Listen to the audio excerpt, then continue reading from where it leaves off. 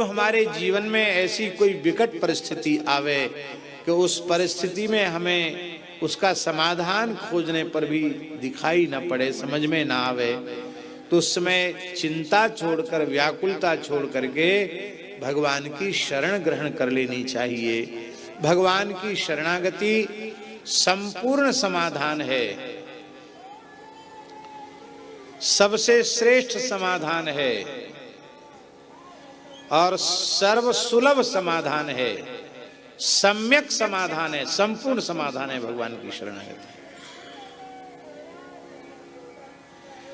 इसलिए बाबा सच्ची बात यह है कि पूर्ण भाव से जब तक जीव भगवत शरणागत नहीं होता तब तक उसके जीवन में समाधान कभी नहीं संभव। संपूर्ण समाधान शरणागति से ही।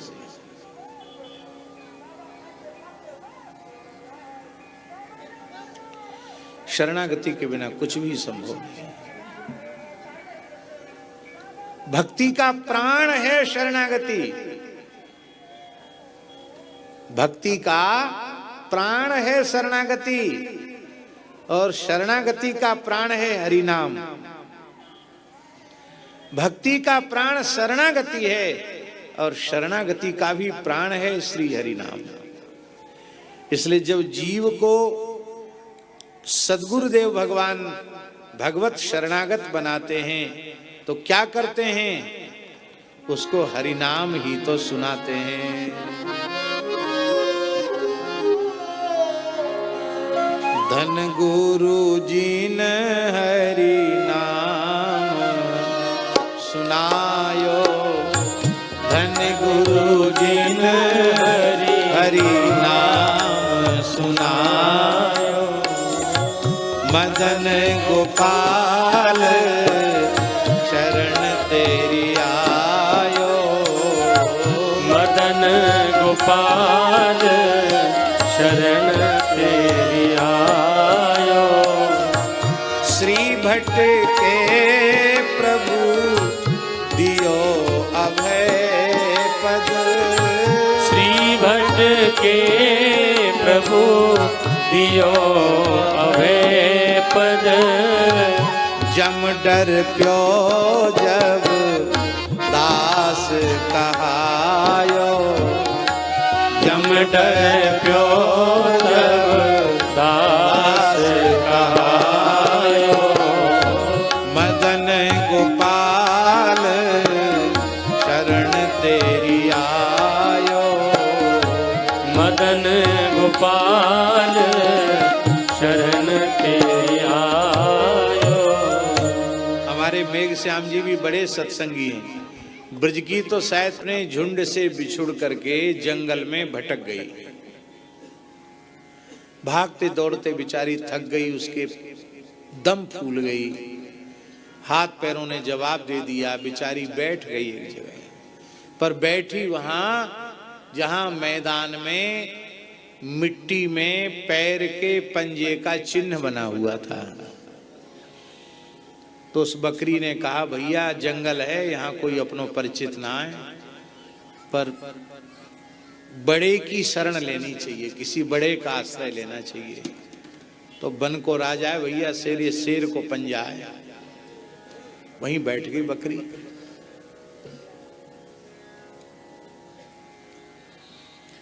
भेड़िया भेड़ बकरियों को तुरंत उठा ले जाता है। भेड़िया आया सबसे पहले और भेड़िया की गंध पाकर भेड़ बकरी भागते हैं, पर ये बकरी चुपचाप बैठी ऐसे कर रही, जुगाली और कर रही। भेड़िया को बड़ा आश्चर्य हुआ कि ये डर नहीं रही है, रोमंथ कर रही है, जुगाली कर रही है, बकरी मुंह चला रही है। चांदनी रात थी, भेड़िया और पास में, बकरी शांत बैठी चुपचाप। हे बकरी, बकरी बोले होश में रहो। हाँ, ऐसे वैसे मत बोलो, क्या बात है? अरे ये तो बड़ी गर्मी दिखाई रही है।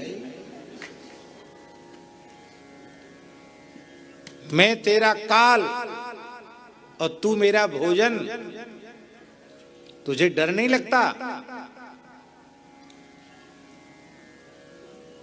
बोले जाओ अपना काम करो, हमसे मत अटको। क्यों?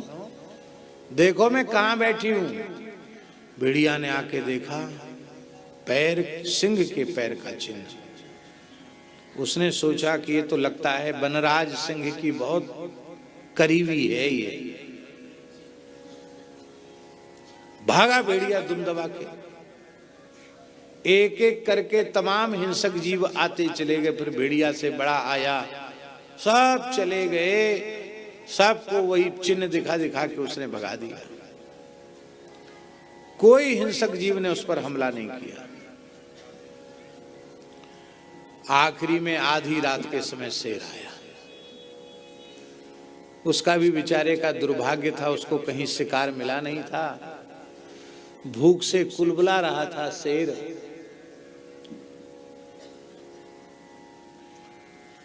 तो उसने सोचा चलो आज इसी का बाल भोग कर ले। शेर आया गरजते हुए, अंगड़ाते हुए। बकरी बड़ी विनम्रता से उठी। आइए भगवान, स्वागत है। अरे तुमको डर नहीं लगता हमको देख के? कहा प्रभु आप राजा हैं, हम आपकी प्रजा हैं, आपसे क्यों डरेंगे? क्यों? बोले आप निकट तो आइए। शेर पास में आया। विचित्र बकरी है, बिल्कुल नहीं डरती है। तो आकर उसने देखा शेर ने, अरे ये तो मेरे ही पैर का चिन्ह है सरकार, इसीलिए तो यहां बैठी हूं। आप मेरे मालिक, मेरे राजा, इस पैर पर किसी, इस चरण चिन्ह पर किसी का पैर न पड़ जाए, इसको कोई लांघ न जाए, इसी की सुरक्षा में मैं बैठी हूं। शेर ने सोचा भैया ऐसी भक्ति करने वाली तो मुझे अपने जीवन में यही मिली है, दूसरी मिली नहीं। शेर ने कहा तेरी भक्ति से मैं बहुत प्रसन्न हूं, बोल क्या चाहिए? बकरी बोली एक तो मैं अपने झुंड से भटक गई, अमुक गांव की रहने वाली हूं और अमुक गड़रिया मेरो मालिक है। बेचारो दुखी हुए वो। तो एक तो मुझे उस गांव तक पहुंचा दिया जाए ससम्मान, और दूसरी बात यह है कि मैं आज थक गई, हाथ पैर मेरे एकदम जवाब दे गए, घर गांव तक जा नहीं सकती, रास्ता भी भूल गई हूं और भूख भी लग रही है। दो समाधान सरकार, और हमें कुछ न तो गरीब आदमी है, आपसे इतना ही समाधान चाहिए। शेर ने तुरंत आवाज लगाई, गजराज उपस्थित हो। हाथी आया, हजूर प्रणाम। हमको नहीं, बकरी को करो प्रणाम, ये मेरी बड़ी भक्त है, इसको प्रणाम करो। हाथी कितना बड़ा प्राणी, बकरी कितनी छोटी, पर हाथी ने सिर झुकाया। कहो देवी क्या आज्ञा है? ये क्या बोलेगी? चढ़ाओ इसको अपनी खोपड़ी पर, अपने मस्तक पर बिठाओ इसको, और जितनी बढ़िया बढ़िया पत्ती कोमल कोमल है ना, सब इसको खिलाओ, इसका पेट भर जाना चाहिए। और फिर अमुक गांव में अमुक व्यक्ति के घर तक पहुंचाओ। हाथी बोला गांव में तो पहुंच जाऊंगा, घर तक कैसे पहुंचूंगा? बकरी बोली मैं बता दूंगी, हाँ उतना तो रास्ता मुझे याद है।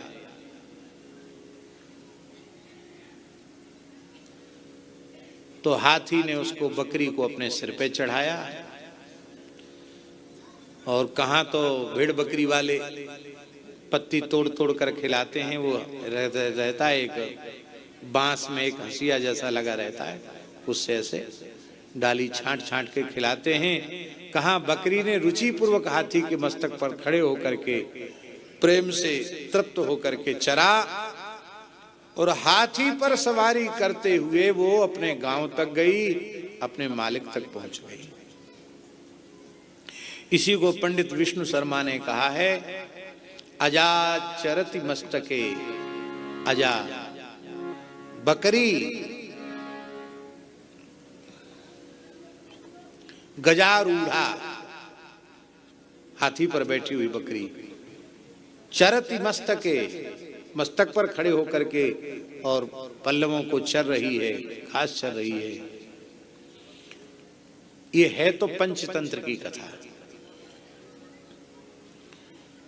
पर इसका आशय यह है कि बकरी जैसा क्षुद्र प्राणी केवल एक शेर के पंजे के चिन्ह का आश्रय ले लेती है वो बकरी, तो उसको इतना सब कुछ प्राप्त हो जाता है।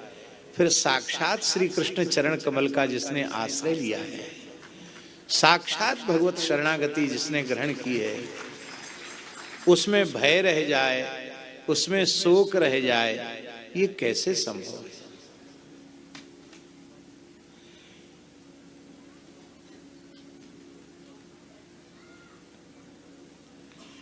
शरणागत को शोक हो रहा है तो शरणागति में उसका विश्वास नहीं है। एक चौपाई याद करने योग्य है। सखा सोच त्यागहु बल मोरे, सखा सोच त्यागहु बल मोरे, सब विधि घटव काज में तोरे, सब विधि घटव काज में तोरे, सब विधि घटव काज में तोरे, सब विधि घटव काज में तोरे। श्री वृंदावन बिहारी लाल की जय। यही है भगवद आश्रय की महिमा, भगवान का आश्रय। इसलिए हरिशरणम हरिशरणम हरिशरणम हरिशरणम हरिशरणम हरिशरणम हरिशरणम हरिशरणम हरिशरणम, अथवा श्री कृष्ण शरणम मम, श्री राम शरणम मम, निरंतर इसका अनुसंधान करते रहो। भगवान की शरणागति से श्रेष्ठ समाधान कोई दूसरा नहीं है।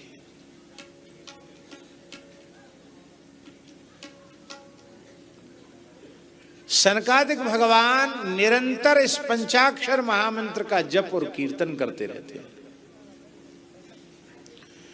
पद्म पुराण में लिखा है, हरिशरण मित्येवं नित्यम येषां मुखे वचः, अतः काल समादिष्टा जरायुष्मान न बाधते।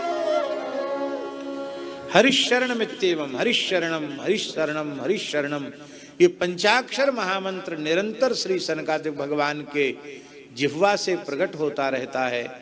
इसलिए माया का, अविद्या का, काल का, बुढ़ापे का प्रभाव उनके ऊपर नहीं होता।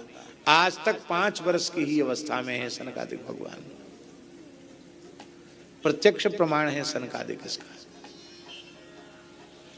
इसलिए हरि शरणम हरि शरणम हरि शरणम हरि शरणम हरि शरणम हरि शरणम हरि शरणम हरि शरणम हरि शरणम हरि शरणम हरि शरणम हरि शरणम हरि शरणम हरि शरणम हरि शरणम हरि शरणम हरि शरणम